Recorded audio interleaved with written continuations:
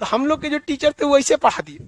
हम 9 तक CBSE board से पढ़े थे, 8 तक उब गए। उसके बाद याद था सब कुछ, लेकिन कह क्या रहा है समझे में नहीं आता था। हम क्या हमरे ठीक है भोजपुरी बोर्ड, कम से कम एटलीस्ट समझ में तो आता है कहना क्या चाह रहा है।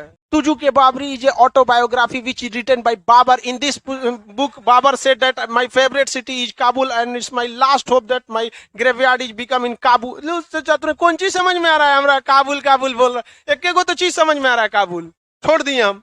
हमारे घर वाला कहा से कि पगला गया है। दोस्त सब मेरा कब किस में चल गया? सीबीएसई बोर्ड में। अभी के वक्त में भी मेरे ज्यादा दोस्त नहीं है, क्योंकि जो बचपन वाले थे सब वो कहाँ रह गया? सब सीबीएसई बोर्ड में।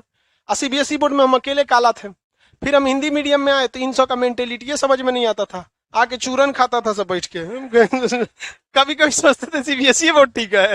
हिंदी मीडियम में मैट्रिक में तो एक तो बगल में तक खैनी बनाता था भाई, खई छोटा कहीं का कहीं भाई आप तक वहां पे एक से एक समस्या था, सब में समस्या रहता है। लेकिन आप उस भाषा को चुनिए जिसमें आप अच्छे से समझ सकते हैं। इवन अगर हम सीबीएसई बोर्ड में रहते, आज कहीं 30-40 हजार का जॉब पे बैठे रहते, टीचर लोग से बोलते थे तो 2 बार में घुसिया जाते थे। सर हम कहे सर जी आप घुसियाते काहे हैं? आप मौका क्यों दे रहे हैं हमको पूछने के लिए ना? आप नहीं समझ में आ रहा तबे ना पूछ रहे हैं, तो ले आके हुक देते थे। तो छोड़ तू रख लो अपने लगे रहो। बड़ी मारता था सब, मुर्गा उर्गा बनवा देता था। लड़कियां जाके झांकती थी कौन बना है? खान। हम अक्सर बना देता था मुर्गा, नहीं समझ में आता था पूछ देते थे।